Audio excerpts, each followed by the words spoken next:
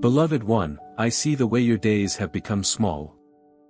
Not because your soul is small, but because life has pressed in on you from every side. I see you waking up already tired, checking your phone before your heart is even fully awake, measuring your worth by what you managed to finish, what you failed to say, what someone else posted, what someone else achieved.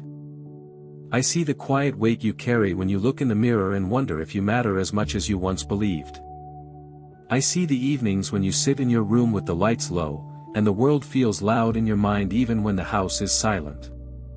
You have been trying to be strong, trying to be useful, trying to be enough, yet somewhere along the way you forgot how to breathe in wonder. And when wonder disappears, you begin to feel invisible. Come closer. You are not invisible to me. You are not overlooked. You are not an accident living on borrowed time. I am mindful of you, and I visit you with tenderness, even when you cannot feel it yet. If this voice is bringing warmth back into places that have gone cold, subscribe so you can return whenever your soul needs to remember what is true. And don't leave, because in the middle it'll give you an answer that can change the way you relate to God. You were never meant to earn your value through performance. You were created to receive your value as a gift, and from that gift, to live with peace and purpose. Stay with me. Let the noise fall behind you for a moment. Let your breathing slow. Let your shoulders drop. You do not have to carry the whole sky on your back. Now look with me beyond your calendar, beyond your inbox, beyond the arguments in your mind. When David lifted his eyes and considered the heavens, the moon and the stars, the work of my fingers, his heart did something holy. It stopped pretending it was the center, and it also stopped believing it was nothing. That is the secret place Psalm 8 opens for you. Here is my perspective. You are living inside a vast and careful masterpiece, and you are not the smallest detail within it, you are a beloved part of it. Let me give you one image to hold on to tonight. You are a crown. Not a crown made of gold that scratches the skin with pressure, not a crown that demands you prove yourself to keep it, but a crown placed gently on the head of dust, light resting on clay. That is what it means when the psalm says you are crowned with glory and honor. You may feel ordinary, but you are carrying something of my radiance. You may feel fragile, but you are entrusted with meaning. And when you remember this, the enemy inside you, the voice that calls you pointless, late, ruined, unworthy, begins to grow quiet, because praise from a childlike heart stills the avenger, and humility becomes strength. First, lift your eyes on purpose, because wonder is not a luxury, it is medicine for your soul. When you live only at ground level, everything feels heavy and urgent, and your heart shrinks to the size of your problems. But when you look up, when you remember the moon, the stars, the vastness, your pain is put in its rightful place. Real, but not ruling. Whisper this into your night. How majestic is your name in all the earth. David did not speak that because his life was easy, he spoke it because he needed his heart to remember a higher reality. Jesus also lifted his eyes, before feeding the hungry, before breaking bread, before walking into suffering, and he gave thanks. He let wonder and gratitude come first, and from that place, miracles followed. Do not wait for your circumstances to become perfect before you worship. Let worship create space for your spirit to breathe again. Second, let yourself be small without feeling worthless. There is a holy sentence in this psalm that many of you fear. What is man, that you are mindful of him? You hear it and think it means you are insignificant. But hear me clearly. It means you are not God, and that is relief. It means you are allowed to be human. It means you are allowed to need help. It means the world does not depend on your perfection. Yet in the same breath, the psalm declares that I am mindful of you, I remember you, I notice you, I attend to you. When Jesus washed the feet of his disciples, he showed you what greatness looks like in my kingdom. Humility without shame. He did not shrink into self-hatred, he lowered himself in love. Beloved, you can release the exhausting illusion of control and still be deeply honored. Your smallness is not your curse, it is the doorway to trust. Third, receive your dignity as something I already placed within you.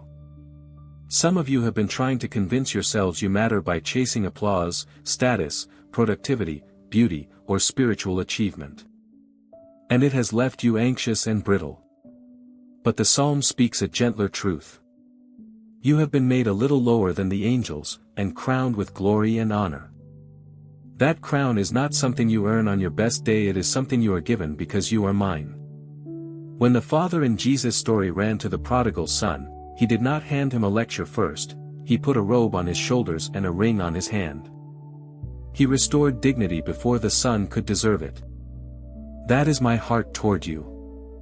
Stop negotiating your worth with people who cannot see your soul. Let your identity be held by the one who formed you. Let this be your quiet declaration. You have crowned me with glory and honor. Not pride, remembrance.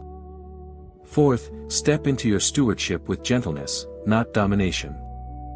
The Psalm says you were made to have dominion over the works of my hands. Many have misunderstood this and turned it into permission to control, crush, or consume. But my dominion is never cruelty, it is care. You were entrusted with influence, over your words, your choices, your home, your work, your time, your body, your creativity, not to become harsh, but to become wise. Adam was placed in a garden to tend it. David was given a kingdom and learned, through both victories and failures, that leadership without humility collapses. And Jesus, the true King, ruled by serving. So I ask you, what is under your feet today? Not the whole world, just today. Your reactions. Your attention. Your habits. Your tone. Begin there. Say, all things under his feet, and let it mean. I can govern my inner life with grace, because God is with me. Fifth, return to childlike faith, because I have ordained strength through it.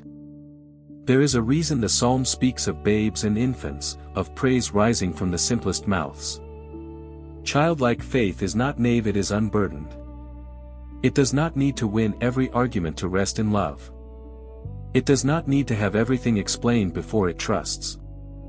Some of you have become tired from overthinking God, analyzing your feelings, dissecting every disappointment, trying to build a perfectly defended faith.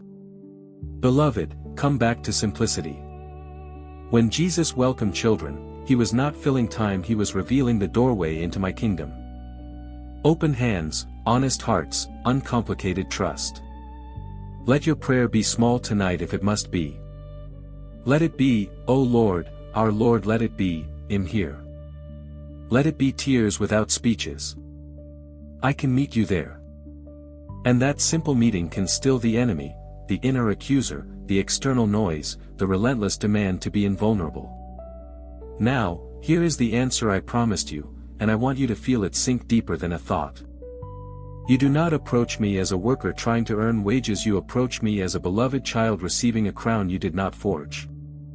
This is why Psalm 8 heals what the modern world breaks. The world says, prove you matter. I say, you matter, so live. The world says, become impressive. I say, become present.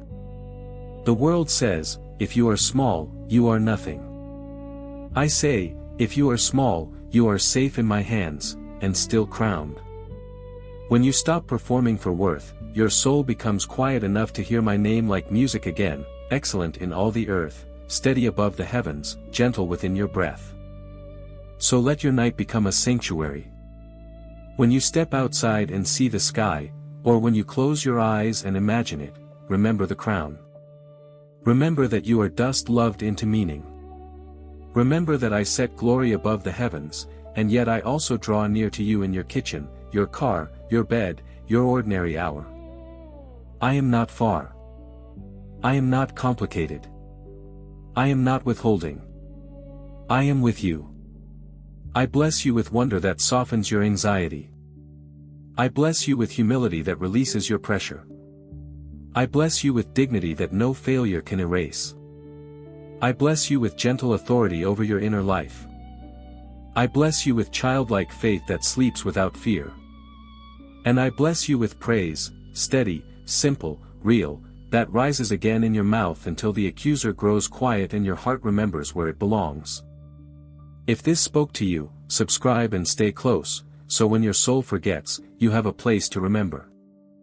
And share this with someone who feels small lately, someone whose world has shrunk into worry. Let them lift their eyes with you. Let them hear it too. O Lord, our Lord, how majestic is your name in all the earth.